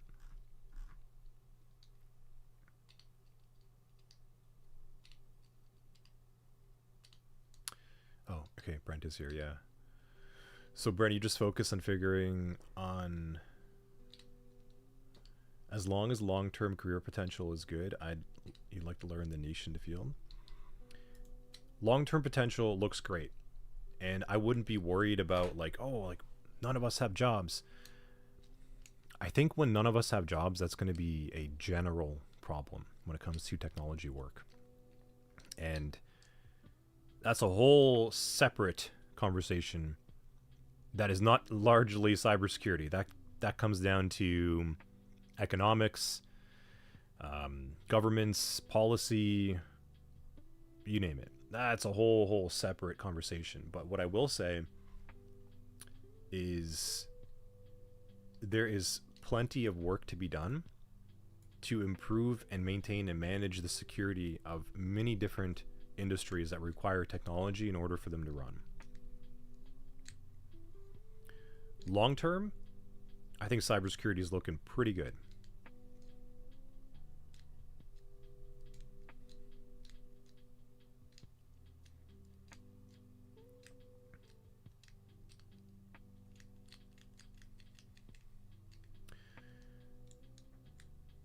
Thicklow, there's too much training right now. Yeah, I actually agree with you.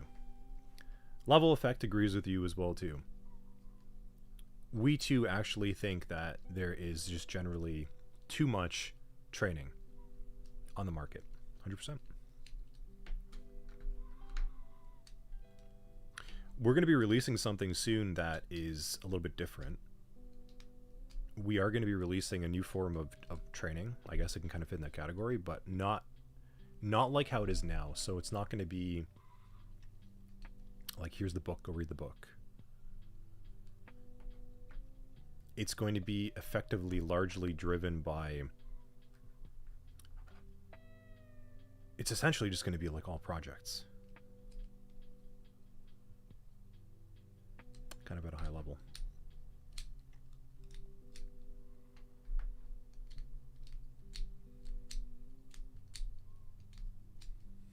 Okay, yes, you're in.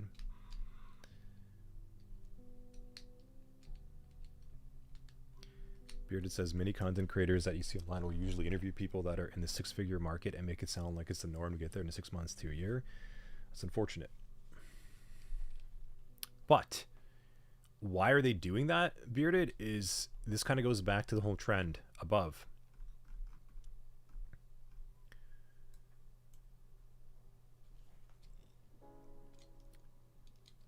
It's the same thing. You're seeing it all over again with the AI side. Here's a bubble. Here's a technological rush. I'm rich. I know someone who's rich. Do what we're doing. It's unfortunate. That doesn't really play out in reality, because if it did, I think a lot of people would be rich by now, but they're not.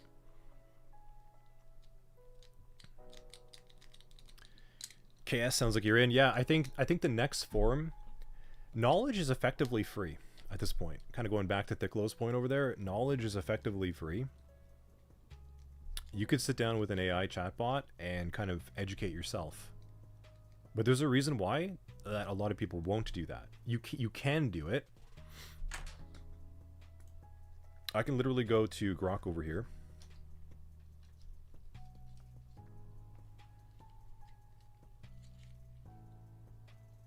So Mr. B seeks you avoid big names in history for that reason. It's hard. Yeah, it is hard.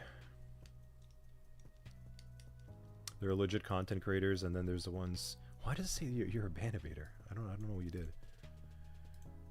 That's kind of weird. There are legit content creators, and then there's the ones who just do it to earn money from advertisers, sponsors. Yeah. Yeah.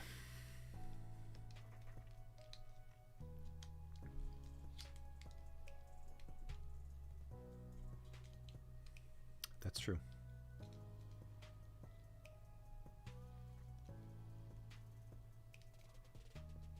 Thank you, Bearded. Yeah, I mean, I think there's a reason why you don't see training like from us that looks.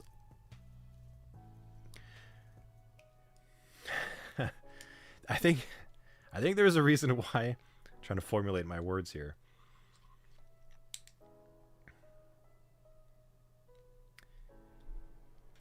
we have we have always decided to provide training that we feel is accurate, realistic, and challenging and genuine.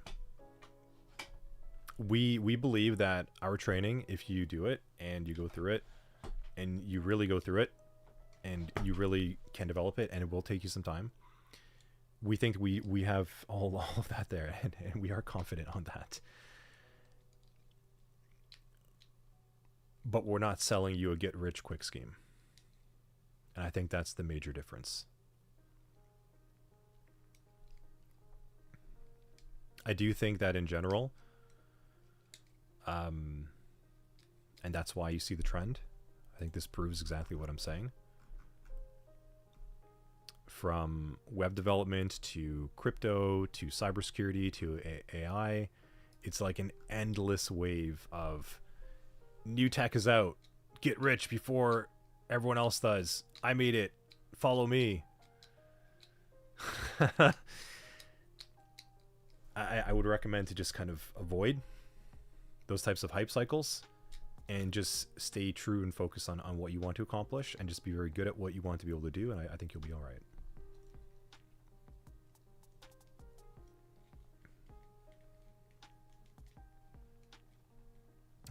But thank you, Bearded. I'm glad that you find value in what we're doing. Anyhow, yes, we have mugs. Thickalo, the sock is also pretty stressful. It is, yeah. Yeah, I've dealt with some live incidents, and some I did not like being part of. But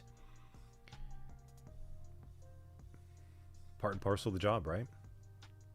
It's the whole reason why, like, if you want to go be a paramedic, pretty damn stressful. But there are a lot of other jobs in healthcare that you can do to work that are perhaps less stressful and still be able to do it. Generalist or specialist?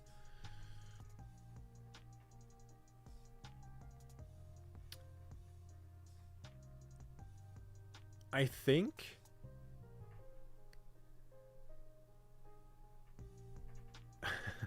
I think like general specialist is maybe the way to think about it.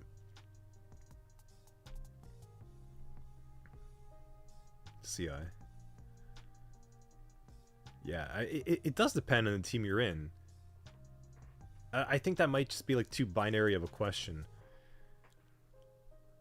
But I think if you want to work with it, thinking of yourself to be a general specialist might be a better way about it.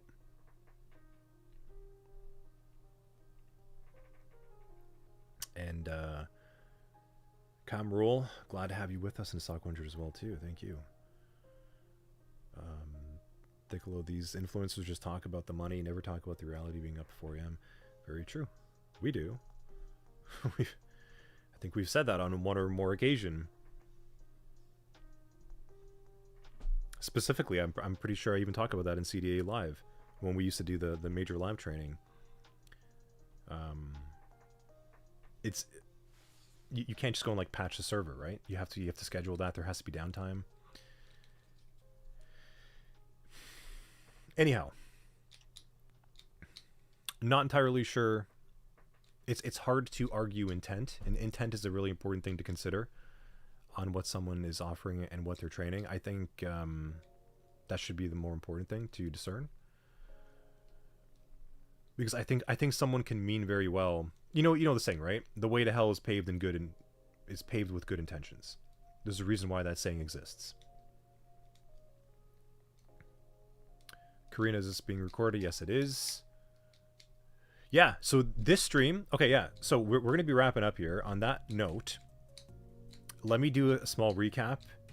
And yes, CI, we do miss the long formatted training. And there's actually going to be a long formatted training coming very soon as well, I think.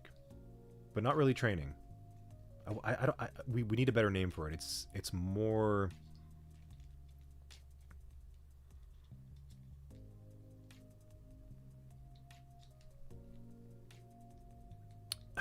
I don't know how to really call it. We're still kind of figuring out the name, but it's kind of like the difference of, you know, when you put on training wheels to learn how to ride a bike, or you go on the bunny hill to go and ski down a hill. Okay. Yeah, maybe interactive learning. Okay, yes, maybe that's a good way to say it. But it's really the difference of, after you've learned how to kind of balance yourself with some support, the next phase is you have to go down the hill. You do have to take the training wheels off.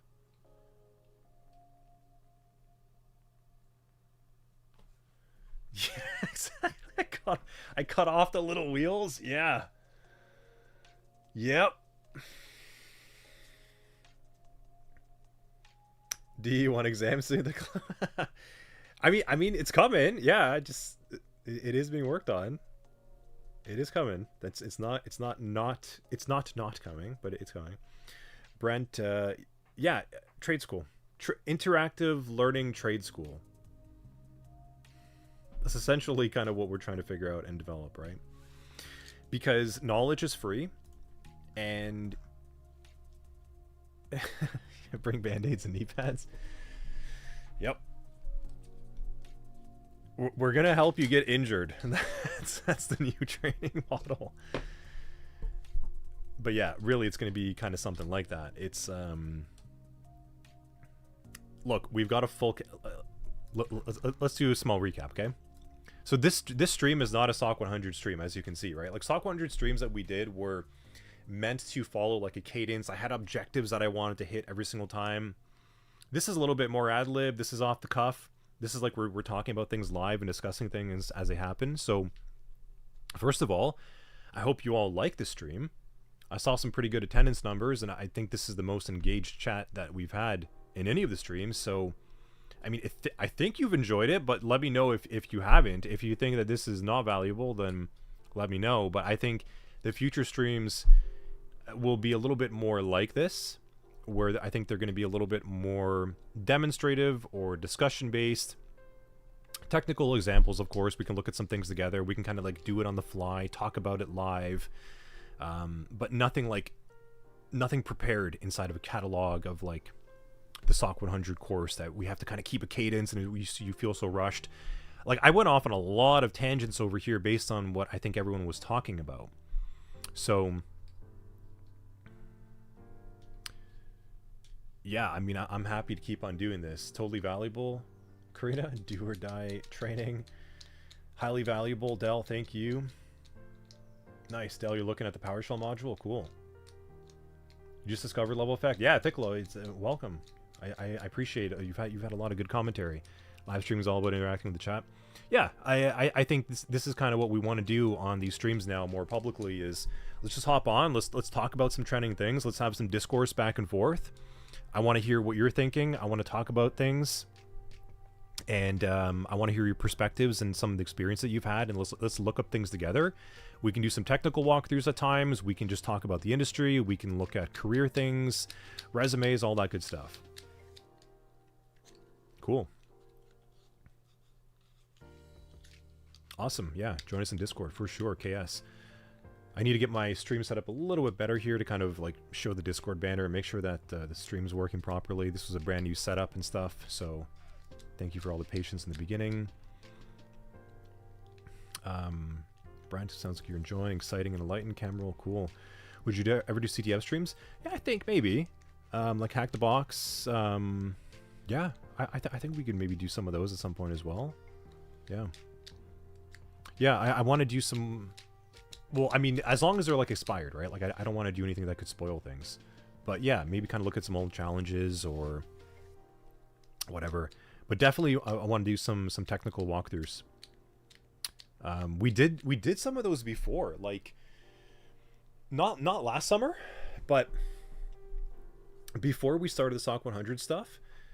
some of the early streams was literally, and they're on our YouTube. Like I literally just like pulled up some malware and detonated it, and then just did some like live triage and kind of walked through it and talked about it. I think similarly might do something with maybe some like maybe like a CTF challenge. I like them, but the only thing that I have against them is we are more focused on walking you through more like on the job types of skills. So we do want to we want to focus more on that to make sure that we're demonstrating and walking you through things that you'll actually do on the job. CTFs are transferable skill sets where domain knowledge will help you get through it, and little like tactics and techniques will kind of help you through it. It's very like gamified and canned. I think they're also really fun, but I don't know, maybe maybe.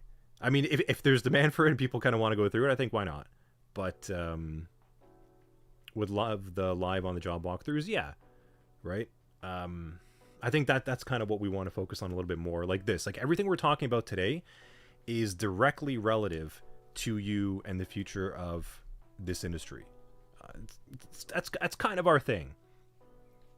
But maybe there's a time and place just to have a little bit of fun as well too for the CTF streams and such. Why not? So yes, today a quick little recap is cybersecurity is not over in 2026. Okay, so the industry is not dead. I don't think it's going to be dead anytime soon. Nothing has actually fundamentally changed about the industry. We are still trying to mitigate kind of like the three core pillars or areas of cyber risk. That's kind of what we're still trying to do.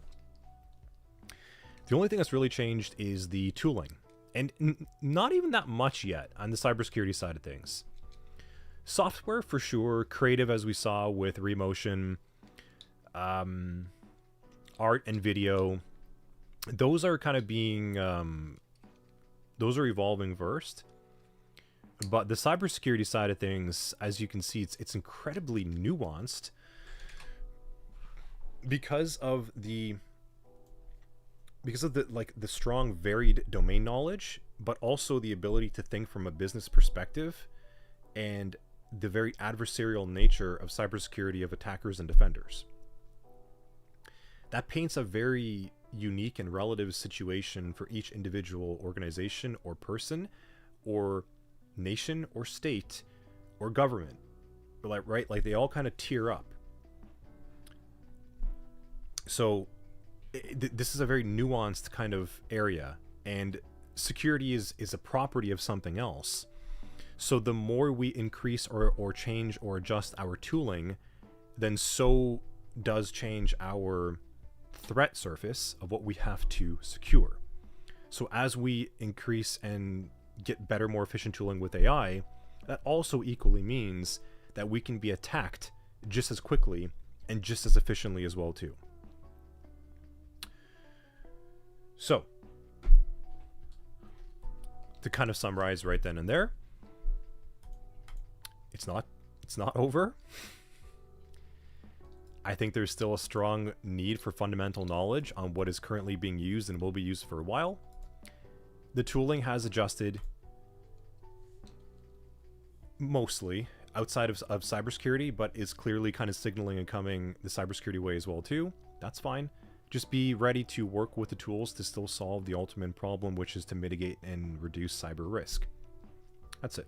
Until then, focus on an area that you like, see what piques your interest, and then focus on the technology inside of there, learn how it works, and then learn how it can be broken.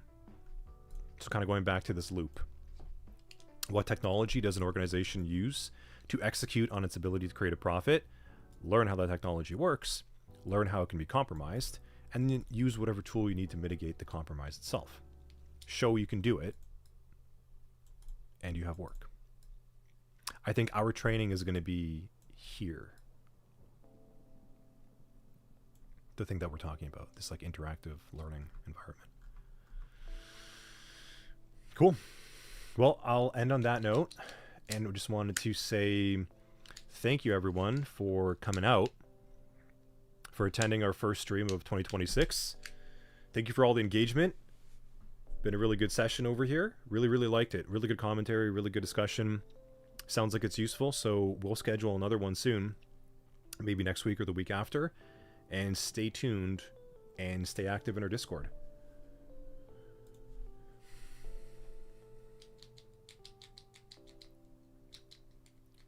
Thank you again, everyone. Have yourselves a good rest of the weekend, and we'll see you in Discord next.